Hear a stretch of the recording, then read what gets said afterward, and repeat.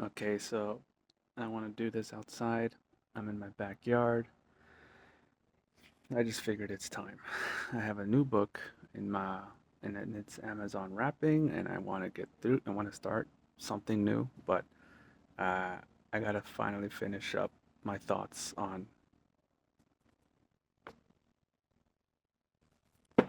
It's really good. Oh man, I've read it all in a week. Um, Not the short stories, the novel. This edition comes with short stories by Fitzgerald, which I haven't read any of, but I'll get around to that eventually. But I want to get my thoughts out on Gatsby. Number one, it is truly one of the what they call the great American novels. It is. I totally get it. I totally get why it's called that. And I totally get why it's mandatory reading for a lot of school students in middle and high school. I totally get it. It's one of those just like gets to right to the core of our American identity, what our where our values are, and really throws you for a loop about about just how meaningless it can it can it can all be. You know, um, I totally get it. I um, I was scared towards the end of the story. The more and more you read on, the more and more you learn about Gatsby and the kind of guy he is. And it's really easy for myself to let's just say when we got to the part where it's an old paper where he just lists his schedule, his daily schedule as a teenager, it got me. I was I was shook. I was I just stopped. I had to stop for a bit. Like, fuck, this this could be this could have been me. This feeling like yeah, he's this extraordinary man who has amassed extraordinary wealth and notoriety and has become this, has become the talk of the town and something as big as in a place like New York City.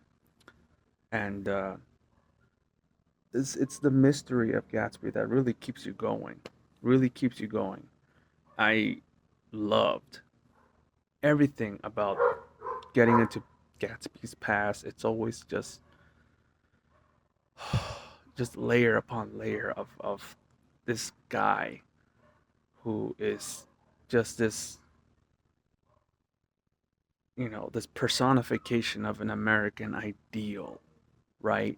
Someone who can achieve the dreams he's always wanted and seemingly make it look easy. But it wasn't easy. You find out it wasn't easy, and it wasn't always kosher.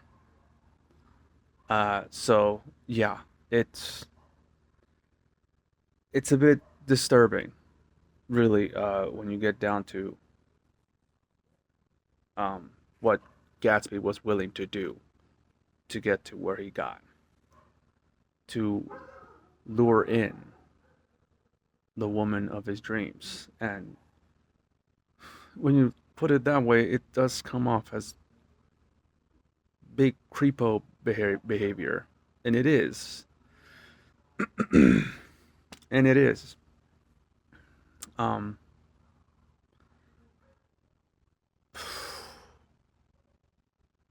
yeah, just getting back to how I felt about how I could see myself in Gatsby's shoes.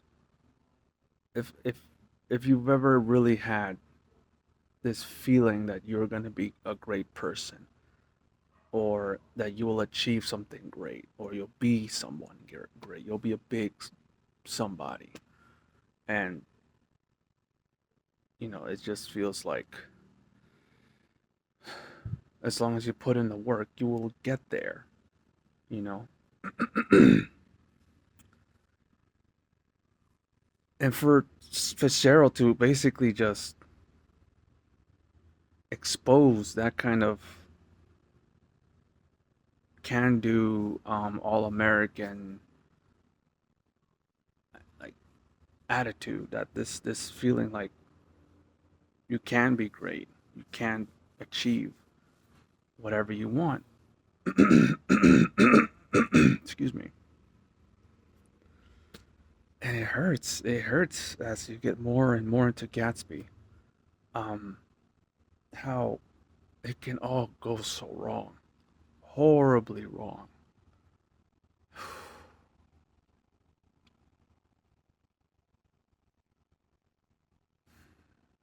I mean, you have to read it to understand what I mean by that.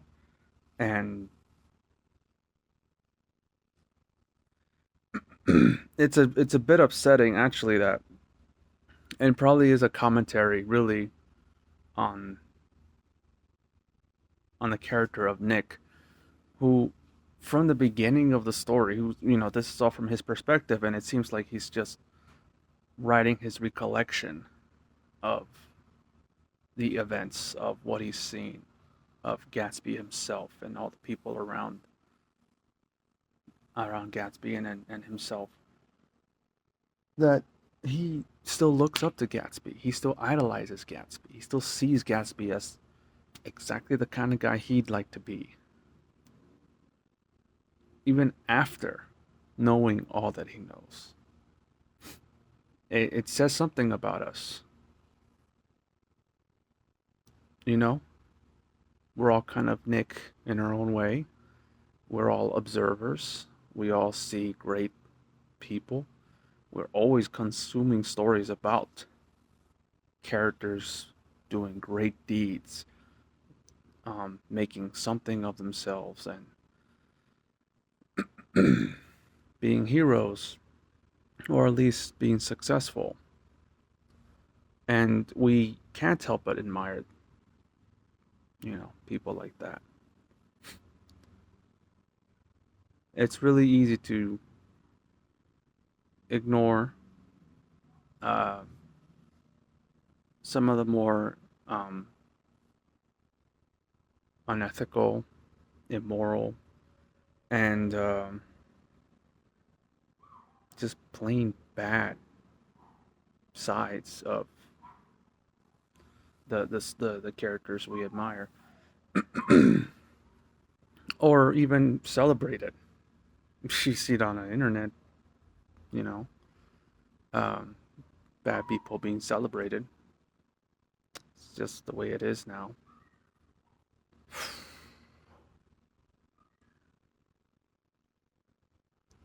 And yeah, this book is so current. It is so. I think if I read it as a teenager, I would not have gotten it. But boy, do I get it now because of our economic circumstances. How things have changed since I was a kid and a teenager. Hey, Pa. Excuse my dad. He heard me talking. He wants to check on me. He has no idea I'm doing a video, but it's okay. Um.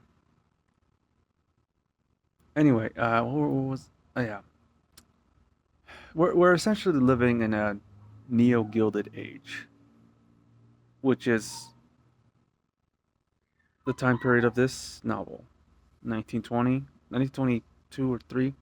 I mean, it is kind of post Gilded Age, but not that separated from it, and it's it still has those comparisons of the wealthy and everyone else, and what the wealthy do and can do, and the ramifications of what they do. Uh, we're very much living through that now with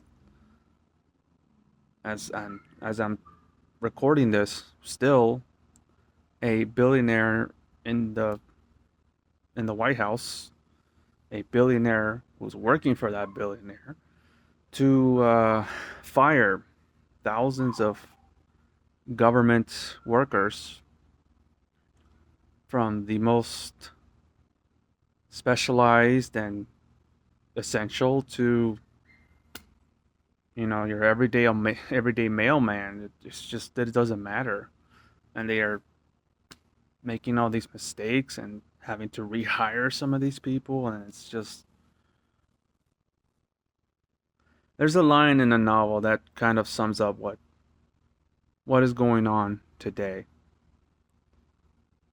Something about careless people, a specific kind of careless people, and I can't think of a better line in American literature right now that is describing our moment right now. I said right now twice. um, I it just feels so like this book can still be, it can still feel so fresh, can still feel so of our own time. Sure, the music is different. Sure, the pop culture references he's making totally different. The notes tell you about what pop culture he's referencing, but you can write a novel just like this, and it would still it would still feel pretty much what what we need to hear, you know, or at least what we need to be aware of. I loved it. I loved The Great Gatsby. I I read through it in chunks. There was no like, yeah. I would say chapter 9. Definitely read through it all one in one day. I don't think I've ever. I don't read. I didn't read for long stretches of time. Um, but whenever I did read it every day, I really enjoyed it. Fitzgerald has a very pleasing writing style, and it's man. There's some paragraphs that I just pause and I'm just at all. I'm just in awe of what I'm reading. I'm like, wow, wow, this is amazing, and I'm surprised.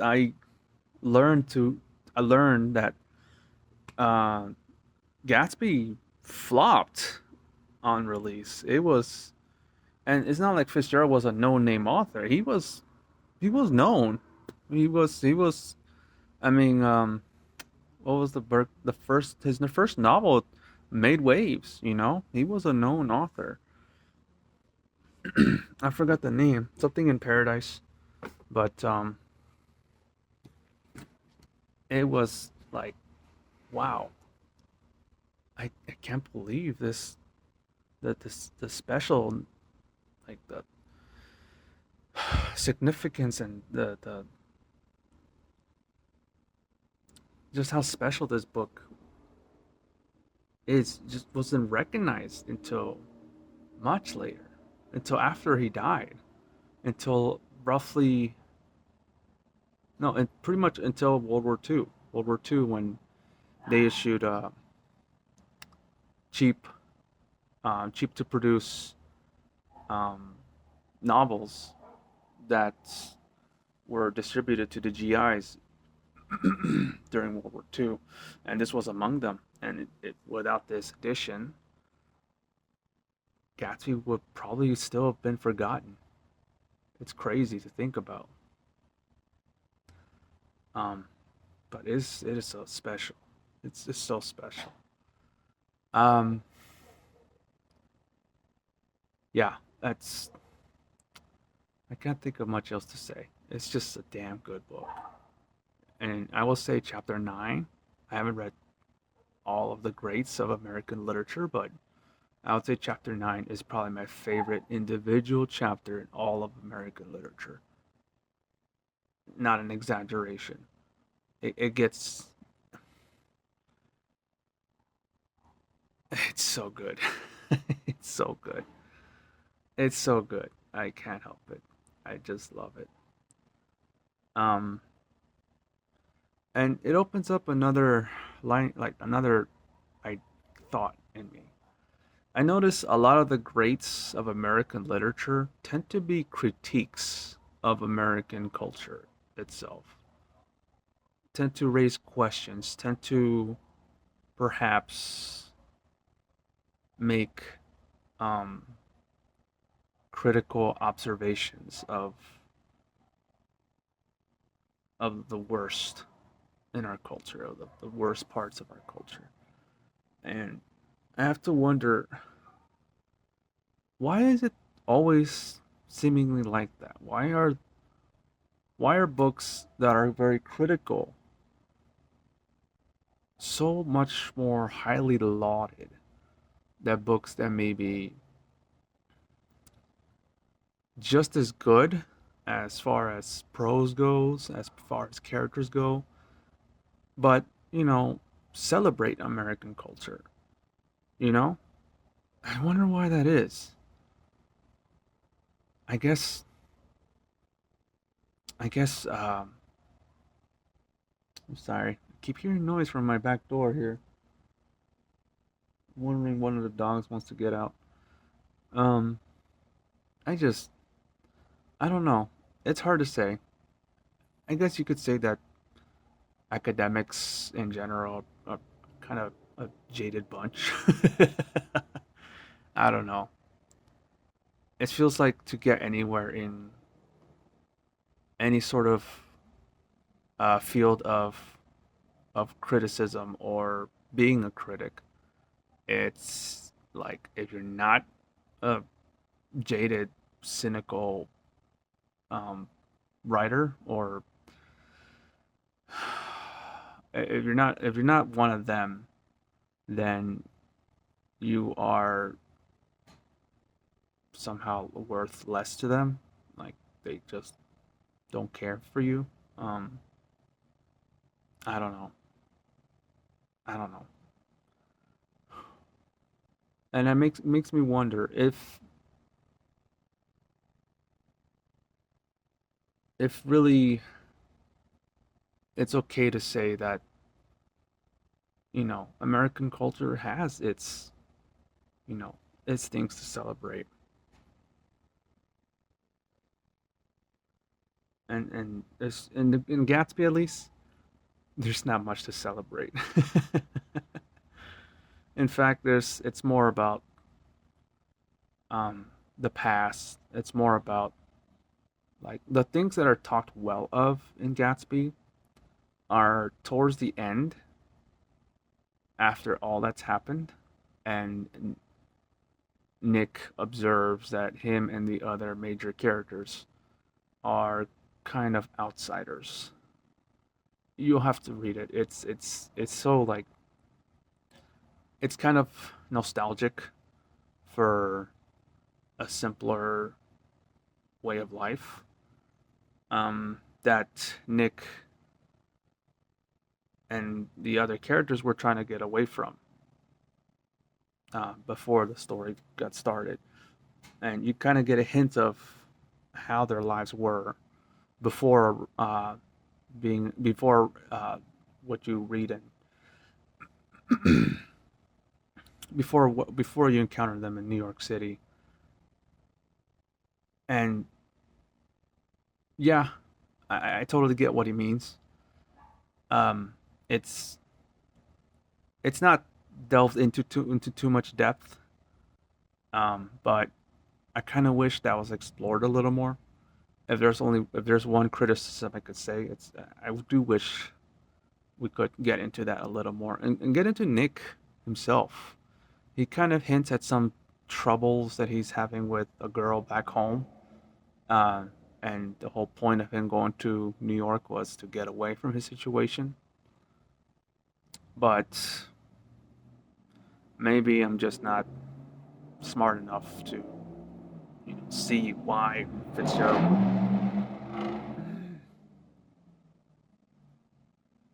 Race car drivers around here, really. Anyway, what was I saying? Oh yeah, maybe I'm not smart enough to figure out why Fitzgerald would leave that kind of stuff out. I know it's not the focus of the story, but it would be nice to see that contrast. And I guess just enough is given. Um, but me personally, I'd like to see a little. And yeah, that's really the only criticism I have, and it's more of a nitpick, really. Um, man, I really enjoyed the music. I was listening to a lot of 1920s jazz hits. Jazz was pop music in the 20s, basically, and I was enjoying it. Uh, a lot of it is, jazz today has this kind of um, dated, maybe even stuffy um, image, but no, jazz in the 20s was clearly pop music, was clearly meant to be danced to, was was catchy, you know. I really enjoyed that. It put me in the time. It put me in their like in their space. What would they have listened to? What was their taste like? As far as music goes. And man, I just enjoyed exploring this time period. It was 100 years ago.